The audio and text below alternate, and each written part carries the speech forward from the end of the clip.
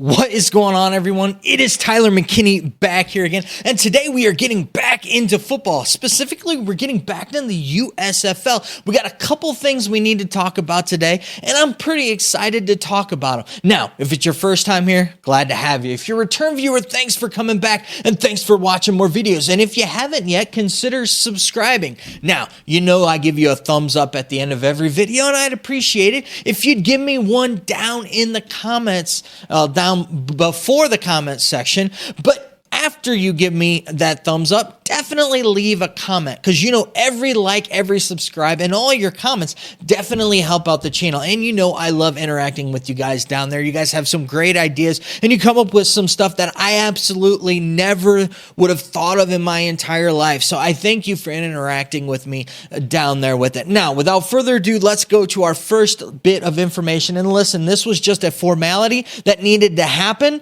and it has officially happened on Monday, so it'd be a day from when I'm recording this now. It's on Tuesday. So on the 10th, the Birmingham City Council approved a resolution to pretty much enter into a agreement with the USFL to provide services through the Parks and Rec Department and the city for an agreement with them not to exceed $500,000, which this was something they've been working on for a long time, and they've already come to this agreement earlier, but they had to officially do it through resolution, as do all city councils.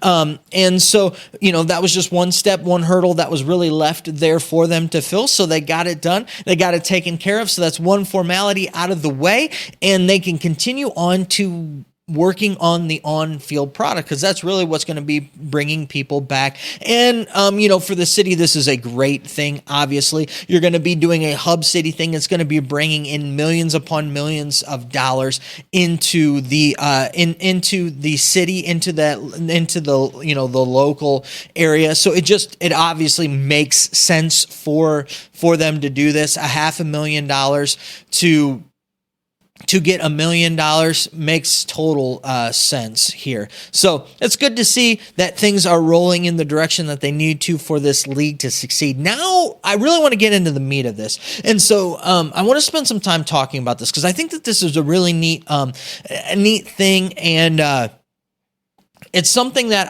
I think that people are a little bit misguided on who this league are targeting. And so I kind of want to touch on that. But before we touch on this, I just think that it's funny that the USFL is giving people, what they've been asking for before politicians. It just shows you that politicians can't hardly get anything done.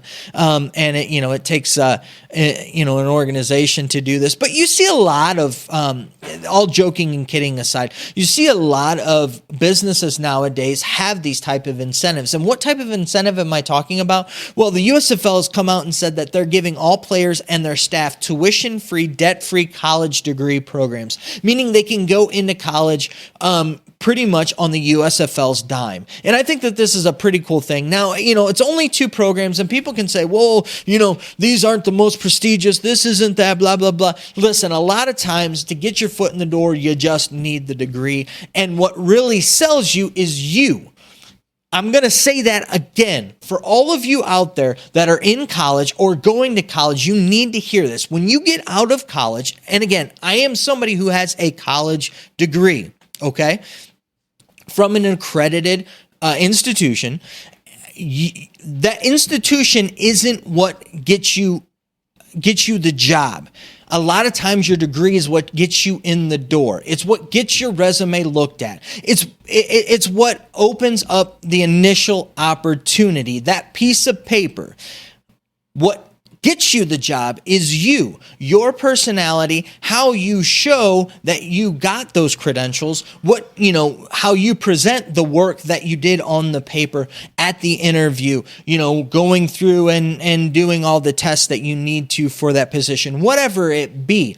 And so, I don't want to take any stabs because I think that these be two great places, especially if these people work hard at that. So I don't even want to go there, whether blah, blah, blah, this. These are two accredited, institutions that I think could give really good opportunities for the players that decide and staff that decide to go there.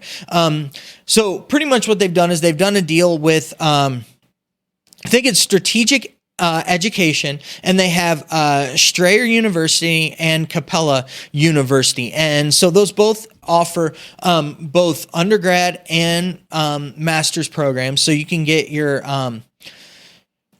bachelor's degree there, or you can get a master's there. And they just kind of mention that they've got business, healthcare, IT, education, more, maybe even probably some communications. I don't know. You can go ahead and look it up, for yourself with that. I think that this is a really good thing for them to do. And I think that it really does bode well for them, and there's going to be a lot of people out there that are going to be saying, oh, well, that's great, Tyler. What if the league fails? And what if they do that? Yeah, maybe they might, but I'm just going to say, read your contract, sign your contract. Read your contract before you sign your contract. Look and see what that all entails, how long they'll cover you for, if you get to finish out the semester, if you get a semester's worth, if you get 2 semesters worth. I don't know what's there, but you need to read it before you sign it. And that's with anything in life. I feel like, today's, I guess, the life lessons, whatever video for the day. With that, I'm not your dad, and I apologize for talking like your dad. But it's one of those things to where they are not targeting the veteran player, the guy who's trying to hang on here, guy who was in the NFL for 2 or 3 years, trying to get it back here. They're not targeting that guy. They're targeting the guy that came out of college early, the guy that's looking to come out of the college early and wants to play football, that really wants to pursue the career football and wants to use the USFL as a stepping stone for that. It could be a guy that is just turned into a freak athlete that's going into his junior, senior year at a really small school, and to move into the USFL, that would give him an opportunity to really take it to the next level. That's that guy. A guy who becomes the starter his senior year, but doesn't really have enough stats to get drafted, but ends up, bouncing from, one practice squad to the next practice squad his rookie year. This gives him an opportunity to come in and look at that. This is that guy, who comes out as a junior, gets drafted. They don't like him. They release him. He gets picked up by the USFL. This is for those people who didn't finish those degrees. Those guys who, they started working on their master's degree when they were a transfer, because they were eligible to be, one of those transfer students with being a grad student, and they just didn't get it finished. This gives them an opportunity to get that finished. And right now, the plan for the USFL is 3 years. They have a 3-year deal, a 3-year plan that they have in place here. So technically, if you are 2 years removed from high school, you should then have completed 2 years of college. So if you technically do play in the league for 3 years, then you should be able to come out of the league with a bachelor's degree or a master's degree off of that, which is a really big deal. And I don't need to tell you, you already know how much college education costs these days. It is astronomical. It is ridiculous. And we've just, as a society, let that continue to go. And, that's a rant for another story. But, when the government just allows people to borrow whatever money they want to borrow, and, college kids can just borrow whatever, and the universities can just charge whatever they want. That's what you end up with. But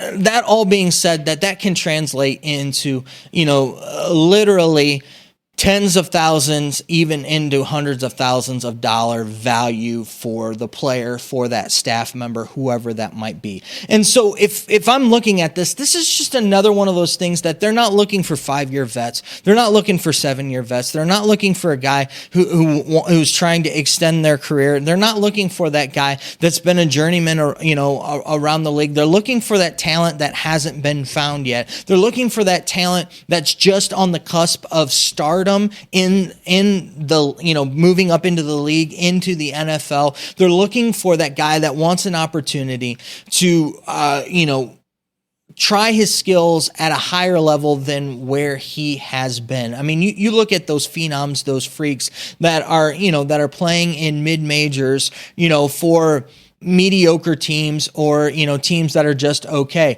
They want to step up their game. They want another challenge. They go ahead and come here against other caliber players. They hit it off. They do it right. All of a sudden, now they find themselves in the NFL draft and getting drafted. Whereas before, they would have had to try to walk on and do some things like that. So it's one of those things to where I see it as a real nice benefit for a lot of players like that. And I can see that it being very, very attractive, because if you're savvy minded and before you even go into the thing of, well, when are they going to have time to do it? Listen, with your practice schedule, the way that you should be able to have time to go to online classes and do online classes. And listen, they're not stupid. They're not going to provide something that that their clients aren't going to be able to do. They're going to be able to do night classes. They're going to be able to do that and do it fairly, easily with that. You just look at college athletes, they go to school full time during the day. So now all they're doing full time is their actual job, whereas before they were doing football and school. Now they're doing football. Oh, wait. And school. There really isn't that big of a difference. And I know the commitment to the is a little bit more to the football in this instance. And that's probably the way it should be. That's what their career is. That's what they're getting paid to do there. Whereas the school is the byproduct of it, as opposed to where in college football, it's supposed to be the football is the byproduct of the schooling. But, I see this as a win, especially somebody who's very smart about what they're doing. You're coming out, pursuing your career, you're making money. So not only are you getting money, which something you wouldn't have gotten in college. So you're getting paid money, and you're getting, you're getting, upper echelon coaching. And you can argue what you want, but all of the coaches that they put out so far, have at one point in time been elite coaches, the most sought after coaches. And when, you take that top there, with the caliber of talent, because remember, all these guys that they're going to be playing with were the top guys on their college squad at some point. These aren't, just, guys off the street that, aren't that good. These are going to be top, these would be top tier college athletes. So not only are you taking your skills up against them, but now you throw that I can get a degree and, really exercise my mind and do that as well, to where when I come out of this thing, not only do I have a degree to when football's done with it, but I've been given a big stage to showcase my talents and abilities for the future. It's a win-win situation for me as if I were a player and I'm looking at this, it makes sense to me, especially if you're winning, you get bonuses on top of that. And so, I don't really see a downside to this. I think that this is something great. And I wouldn't be surprised if you didn't see this end up in probably the XFL as well. This is something I don't think that the XFL could let just the USFL go and do this, because this is a perk, especially if the USFL stays around and the XFL stays around. It's a perk that they have over them that would make a player want to choose them over them. And listen, I want to see both leagues succeed. I don't just want to see one or the other. I think that there's plenty of room for both leagues in this world, and I think that they could both succeed, and I think they could both do very well and put out very, very high quality football, and that's what I want. I want more football, and I want more people to have the opportunity to play the game they love, coach the game they love, and continue on making money doing something that they love. And you should too, by the way, with that. So you should be rooting for this. If you love football and want to see people, following their dreams, you should be rooting for this. So all in all, I think that this is a really, really good situation. I'm really, really liking it. And I think that this is, if the USFL does well and stays around, I think that this is going to be a really nice selling point for them. And if not, on paper, it looks really good right now, and it's a really nice headline for them to get them some really good press. So you could take it that way as well if you want to take it that way. But as always, those are my thoughts. I always want to know, though, your thoughts. Let me know your thoughts down in the comment section. We'll continue the conversation on down there. All right, listen, guys, I know that you're busy, and I know that I'm busy, so let's get on out of here. You have a good night. Bye.